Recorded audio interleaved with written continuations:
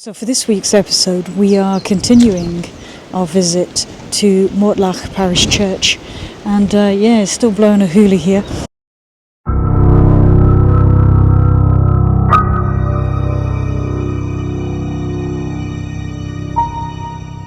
And so we're here to dig deeper, not literally of course, into the life of the founder of a distillery not too far from here.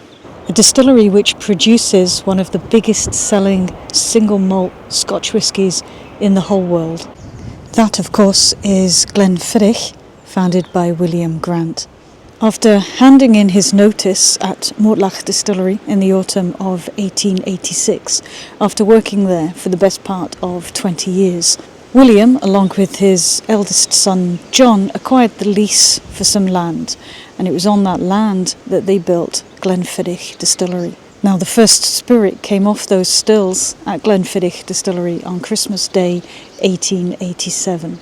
In 1892, William acquired the new castle of Balvenie together with 12 acres of land, and it was upon that land that he built his second distillery, of course, Balvenie Distillery. Now, you can see on this gravestone the motto, "Stand Fast."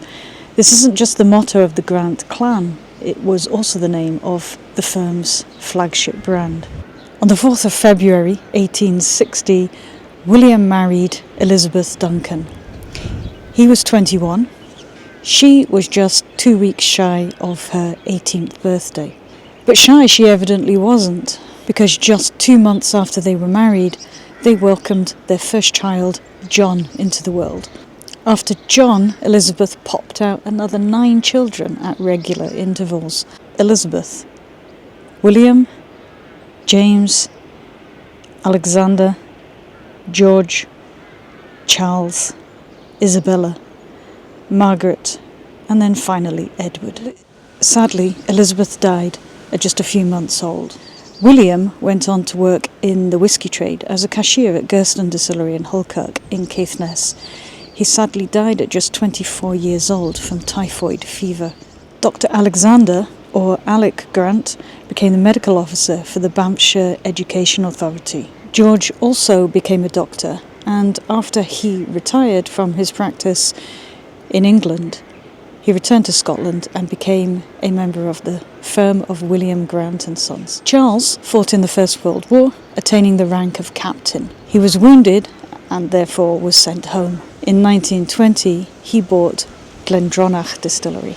Isabella, or Ella as she was known, married Charles Gordon, who became a member of the company, and it was Charles's efforts and perseverance that are widely recognised as being the reasons why Standfast became so popular.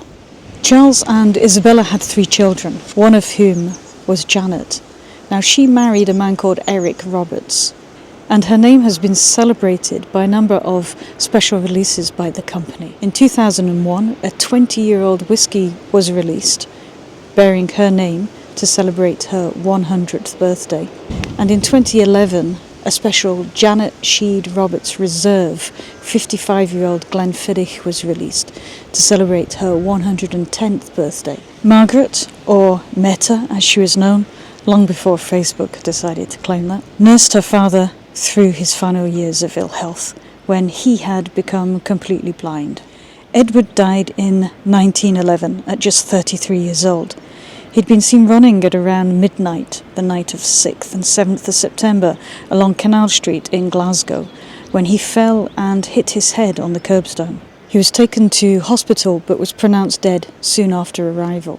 He was known to be a sleepwalker, maybe even a sleep runner. His son, Edward, was born in May the following year, after his father's death.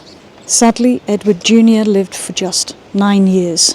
His other son, William, entered into careers in both law and politics, becoming an MP as well as Lord Advocate in 1960. He died in 1972 as a result of a car crash, a head-on collision just outside Kingussie. In the other car, 2 men were also killed, and a woman and 3 children were seriously injured.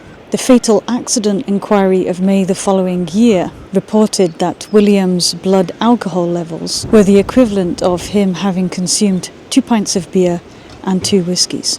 But if we go back to the founder of the company, William Grant. He was a well-respected man in Dufftown and the surrounding area, and was hugely supportive of a number of charitable schemes. He was involved in the company right up until his death in 1923. When he died, his estate was valued at just over £65,000. That's the equivalent of about £3 to £3.5 million today.